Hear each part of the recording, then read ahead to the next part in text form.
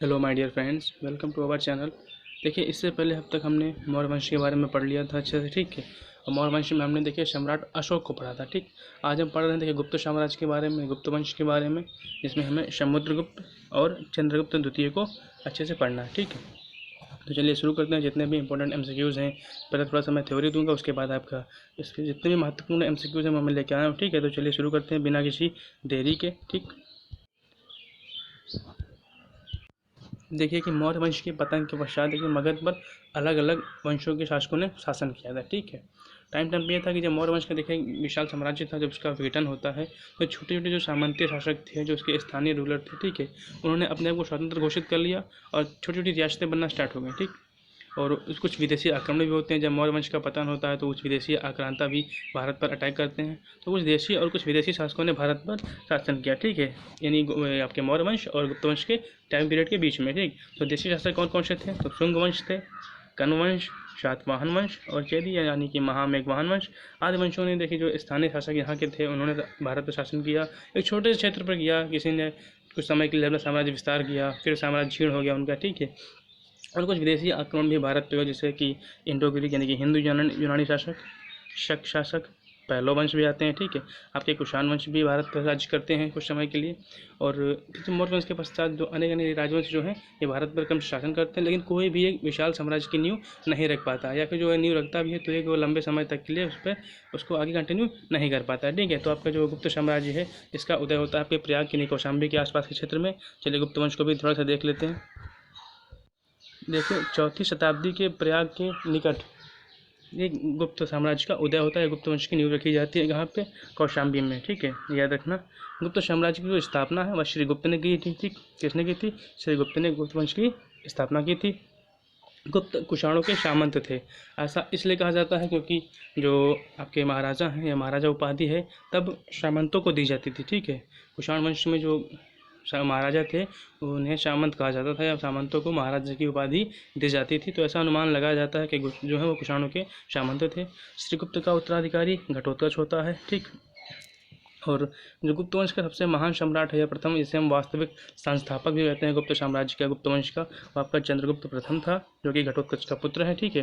और वह 319 और किसी कहीं कहीं 320 ईस्वी में भी मिलता है, ठीक है। तो राजगद्दी पर बैठता है और अपने राज्य सिंहासन पर बैठने के साथ ही एक संवत की शुरुआत करता है, जिसे हम गुप्त संवत भी बोलते हैं। तो गुप्त संवत की जो शुरुआत है वो 319 और 20 के आसपास एडी के आसपास होती है, ठीक।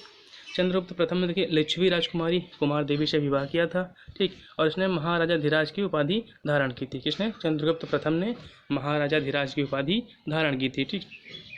चंद्रगुप्त प्रथम का उत्तराधिकारी समुद्रगुप्त होता है, जो कि 355 ईस्वी में राजगद्दी पर बैठता है, ठीक। देखिए टाइम कहीं कहीं अलग अलग मिल जाएगा, उससे कोई दिक्कत नहीं है। समुद्रगुप्त ने देखिए आर्यावर्त के 9 और दक्षिणावर्त के 12 शासकों को पराजित किया था। और इसके इसी विजयों के कारण, यानी इसकी इसी उपलब्धियों के कारण विंसेंट स्मिथ जो इतिहासकार हैं, ठीक है, उन्होंने इसे भारत का नेपोलियन कहा है, ठीक। जो समुद्रगुप्त का जो दरबारी कवि है वह हर्षिण था, और उसने प्रयाग प्रशस्त या इलाहाबाद प्रशस्त की रचना की है, ठीक है। और समुद्रगुप्त ने अश्वमेधकर्ता, कविराज और विक्रमांक की उपाधि धारण की थी। समुद्रगुप्त संगीत प्रेमी था, ऐसा इसलिए क्योंकि उसके सिक्कों पर उसे वीणा वादन करते हुए दिखाया गया है। इस बात से यह अनुमान लगाया जाता है कि संभवतः समुद्रगुप्त वह संगीत प्रेमी रहा होगा। और समुद्रगुप्त विष्णु का उपासक था, यानी जो जितने भी गुप्त वंश हैं इसने वैष्णव धर्म को राज्य से प्रदान किया था, भगवान विष्णु के ये उपासक थे, ठीक है। आगे बढ़ते हैं। और देखिए जो समुद्रगुप्त है इसका उत्तराधिकारी चंद्रगुप्त द्वितीय हुआ है, जो 380 ईस्वी में राज सिंहासन पर बैठता है, ठीक है। और हमें समुद्रगुप्त और चंद्रगुप्त द्वितीय को ही पढ़ना है इसमें, ठीक। चंद्रगुप्त द्वितीय ने शकों को परास्त करने के उपरांत चांदी के सिक्के चलाए थे, ठीक है। इतना इंपॉर्टेंट है। आगे बढ़ते हैं।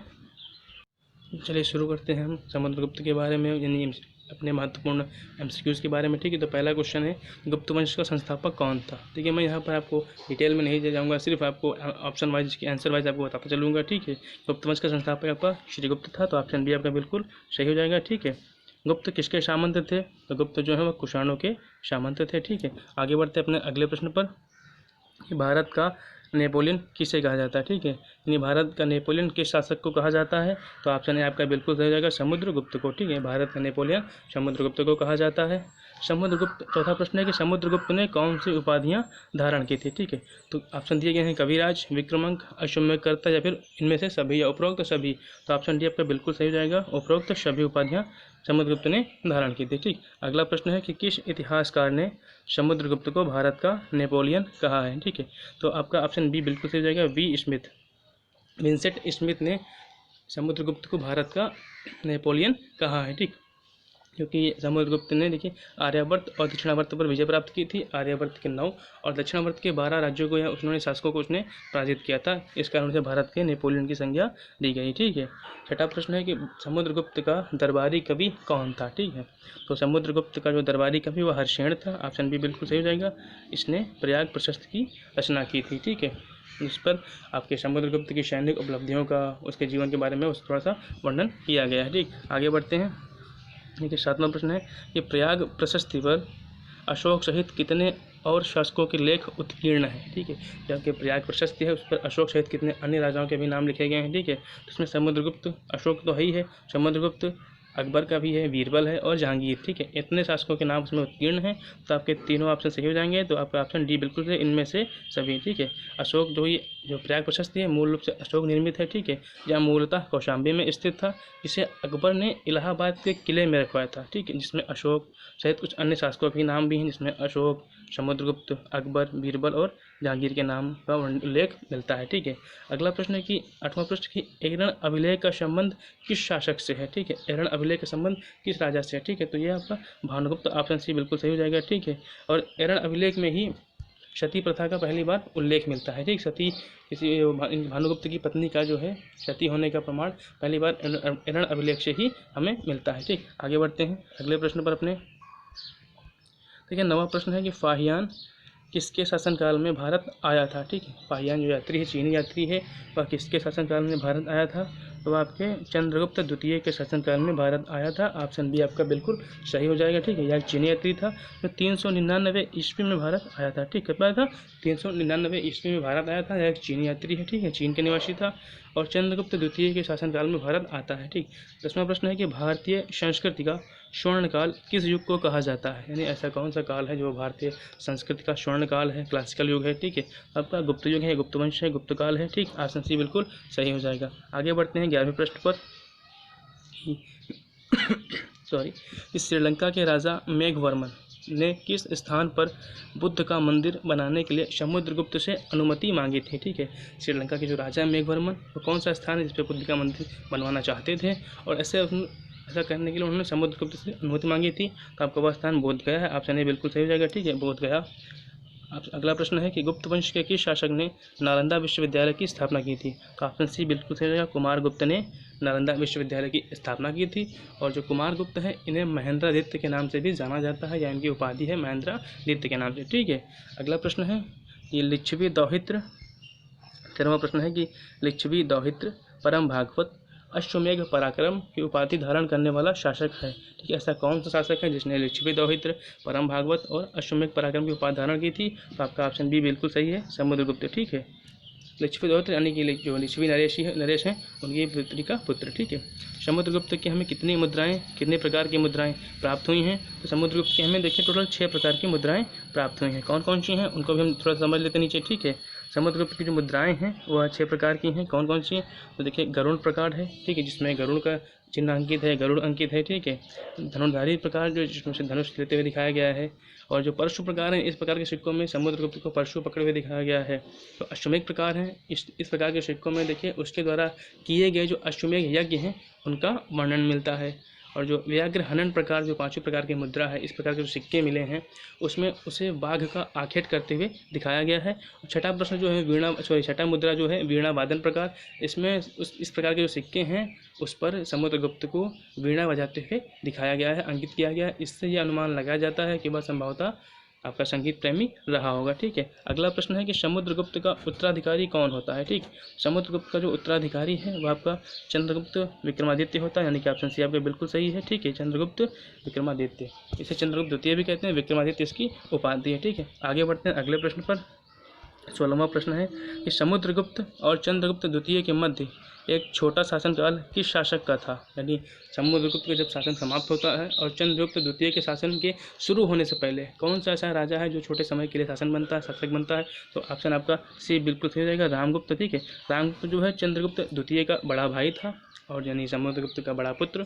यह जब राजा बनता है ऐसा माना जाता है, ऐसा कहा मिलता है, ठीक है, कि जो शकों से पराजित हो जाता है और अपनी पत्नी ध्रुव देवी को इसे अपनी शकों को देने के लिए मान जाता है। फिर चंद्रगुप्त द्वितीय जो है वह रामगुप्त की हत्या करता है और शकों को परास्त कर देता है। ठीक, और ऐसा भी कहीं लिखा है कि आपके तो रामगुप्त की विधवा जो ध्रुव देवी उससे विवाह कर लेता है। ठीक है, और इतना याद रखना कि रामगुप्त नाम का एक शासनकाल मिलता है आपके समुद्रगुप्त और चंद्रगुप्त द्वितीय के मध्य में। ठीक, और अगला प्रश्न है कि चंद्रगुप्त द्वितीय ने विक्रमादित्य की उपाधि कब धारण की थी? ठीक है, तो अभी मैंने ऊपर बताया कि जब रामगुप्त की हत्या करता है और शकों को पराजित करता है, तो शक शासक को पराजित करने के बाद चंद्रगुप्त द्वितीय ने विक्रमादित्य की उपाधि धारण की थी। तो ऑप्शन बी आपका बिल्कुल सही हो जाएगा। ठीक है, आगे बढ़ते हैं अगले प्रश्न पर। 18वां प्रश्न है कि चंद्रगुप्त विक्रमादित्य ने किसे हराने के बाद चांदी के सिक्के जारी करता है? यानी कब वो चांदी के सिक्के चलाता है? तो शक शासक को परास्त करने के बाद चांदी के सिक्के जारी करता है। जो शक शासक हैं वो अंतिम शक शासक रुद्र सिंह तृतीय को हराने के बाद व्याघ्र शैली के चांदी के सिक्के जारी करता है और विक्रमादित्य की उपाधि धारण करता है। आगे बढ़ते हैं। अगला प्रश्न है 19वां कि धनवंतरी थे। ठीक है, तो धनवंतरी जो है वह चंद्रगुप्त विक्रमादित्य के दरबार के 9 रत्नों में से थे और एक प्रसिद्ध चिकित्सक थे। ठीक है, आगे बढ़ते हैं अगले प्रश्न पर।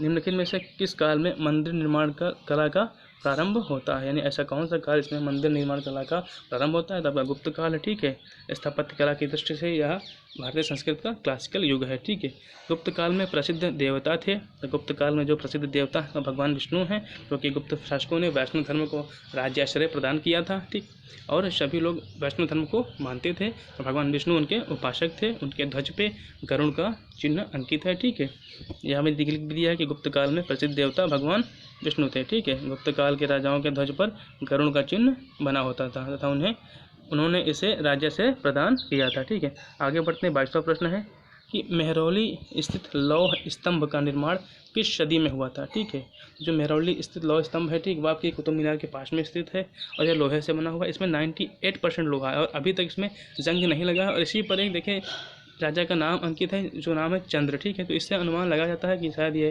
संभवतः चंद्रगुप्त द्वितीय के द्वारा बनवाया गया होगा। ठीक है, तो किस सदी में हुआ था? यह 4वीं सदी में इसका निर्माण हुआ था और ये चंद्रगुप्त द्वितीय विक्रमादित्य इसे बनवाया गया था। ठीक है, के द्वारा बनवाया गया था। इसमें 98% लोहा और इसमें आज तक जंग नहीं लगा है। ठीक, अगला प्रश्न है कि गुप्त काल को भारतीय संस्कृति का क्लासिकल युग क्यों कहा जाता है? ठीक है, तो गुप्त काल को भारतीय संस्कृति का क्लासिकल युग इसलिए कहा जाता है क्योंकि इस काल में कला और स्थापत्य के क्षेत्र में अत्यधिक वृद्धि होती है। ठीक, आगे बढ़ते हैं अगले प्रश्न पर।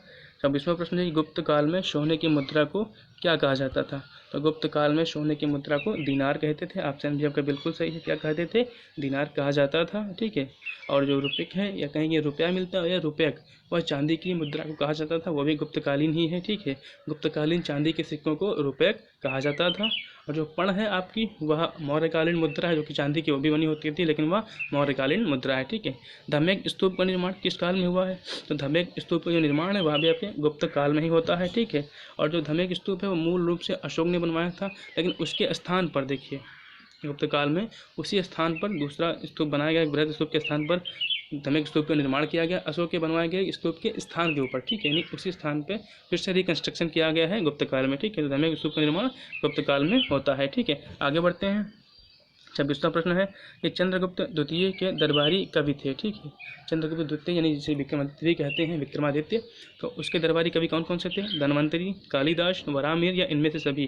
ठीक है, दरबार में उसके 9 रत्न थे। ठीक है, तो ये 3 यानी कि इनमें से अब सभी ऑप्शन सही हो जाएंगे। ठीक है, और कुछ जो 9 रत्न हैं, जो 9 दरबारी कवि हैं, उनके बारे में मैंने बताया। ठीक है, कौन कौन से हैं? देखिए, कालिदास, धन्वंतरी, छपड़क, अमर सिंह, शंकु, बेताल भट्ट। ठीक, आगे बढ़ते हैं और देख लेते हैं। घटकपर और वरामिहिर और वरुचि, ये 9 आपके जो चंद्रगुप्त विक्रमादित्य के दरबारी कवि थे।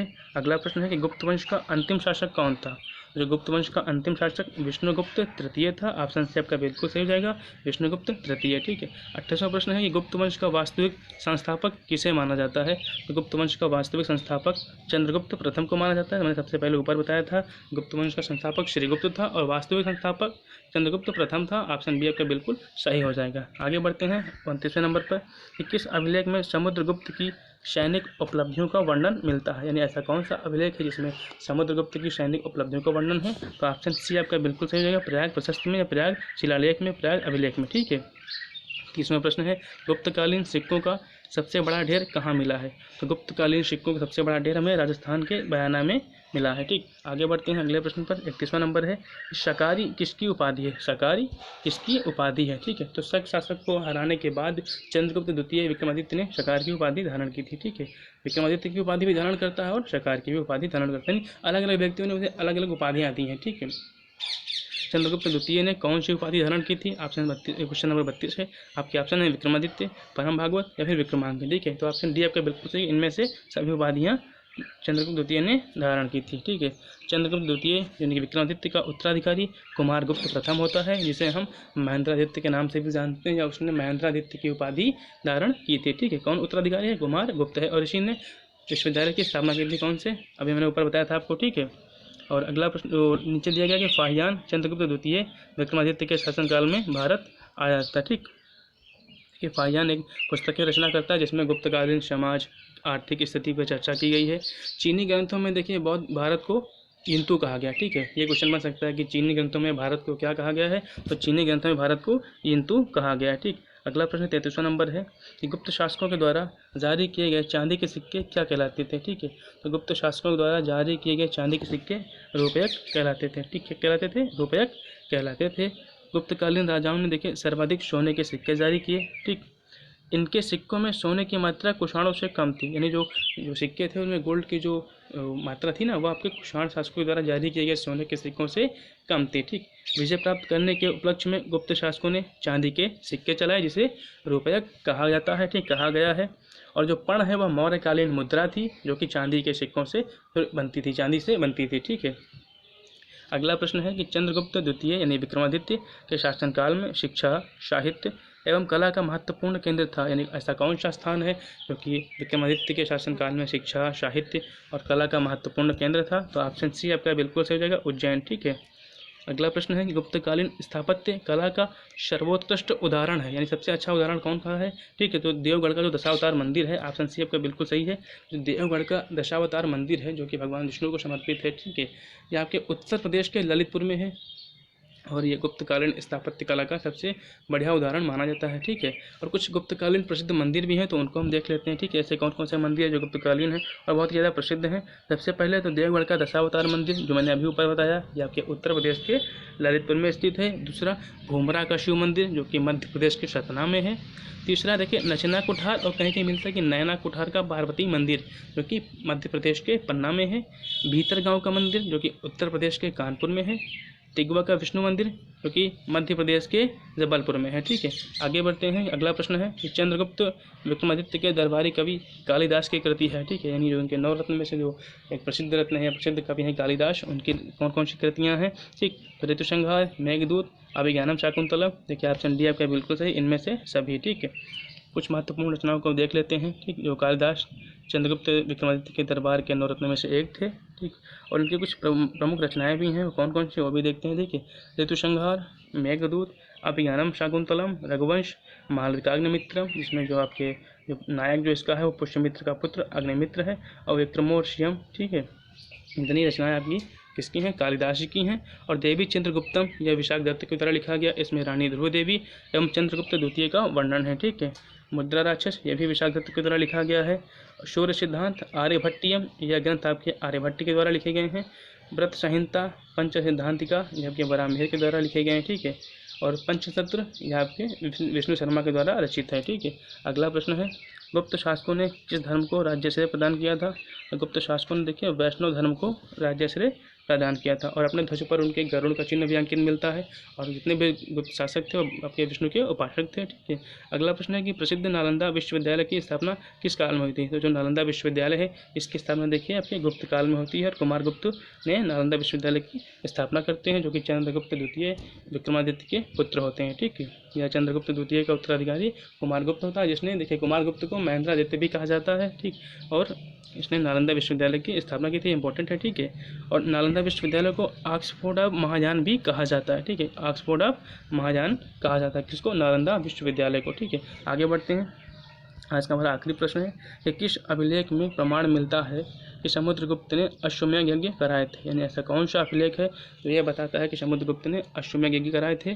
तो ऑप्शन सी आपका बिल्कुल सही है, पूना अभिलेख में, ठीक है, पूना अभिलेख में ये प्रमाण मिलता है कि समुद्रगुप्त ने अश्वमेध यज्ञ कराए थे। और जो पूना अभिलेख है वह चंद्रगुप्त द्वितीय की पुत्री प्रभावती के द्वारा समुद्रगुप्त को अनेक अश्वमेध यज्ञ कराने वाला कहा गया, यानी पूना अभिलेख में जो कि चंद्रगुप्त द्वितीय की पुत्री प्रभावती ने उत्कीर्ण करवाया था, जिसमें समुद्रगुप्त को अनेक अश्वमेध करने वाला शासक बताया गया है, ठीक। तो यहाँ पर आज की हमारी क्लास समाप्त होती है। अगर आपको क्लास अच्छी लगी हो, ठीक है, तो लाइक करें, अपने दोस्तों में शेयर करें और चैनल को जरूर सब्सक्राइब करें, ठीक है। ऐसे ही आपको कितनी क्लासें वो मिलती रहेंगी और जिस क्लास जैसी भी लगी हो अपनी राय हमें कमेंट में ज़रूर बताएं, ठीक है। मिलते हैं नेक्स्ट क्लास में, तब तक के लिए जय हिंद।